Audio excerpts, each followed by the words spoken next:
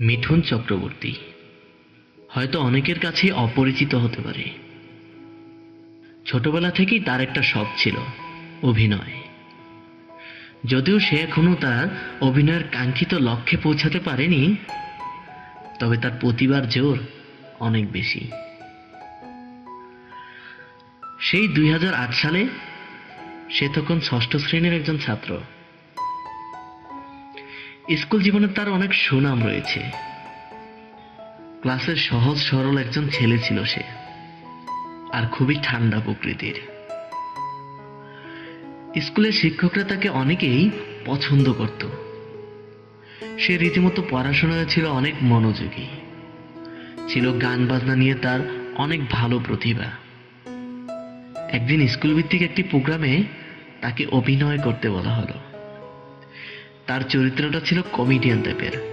এরই মধ্য দিয়ে স্কুল জীবনে প্রথম মঞ্চে অভিনয় তার শুরু।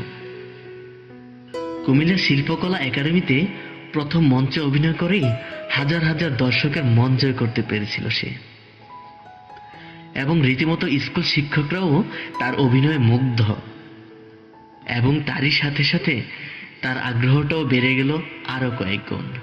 সেই সাথে গ্রামের সহজ সরল ছেলেটি শহরের শিক্ষকদের অতি স্বল্প সময়ে মন জয় করে নিল।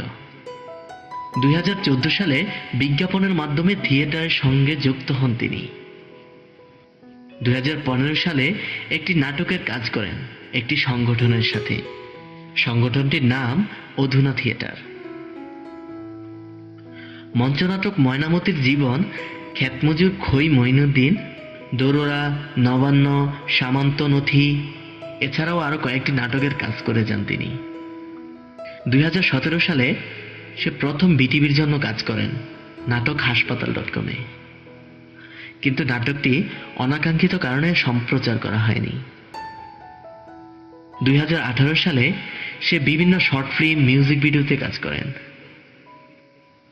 2019 সালে সে বড় পর্দায় সরকার অনুমোদিত তানভীর মোকাম্মেল পরিচালনায় রূপসা নদীর বাঁকে ছবিটির জন্য একটি ছোট্ট চরিত্রে সিলেকশন হন।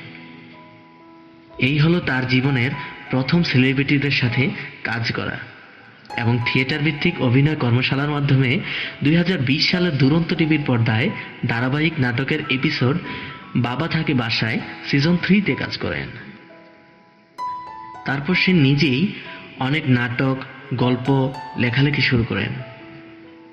তার গল্পগুলোর মধ্যে সেরা গল্পটি হচ্ছে দুঃস্বপ্ন। এখন সে কুমিল্লা শহরের একজন অভিজ্ঞ গানের শিক্ষক। তার অনেক ছাত্রছাত্রী 2023 সালে বড় পর্দায় কাজ করবে বলে আমরা আশা রাখছি।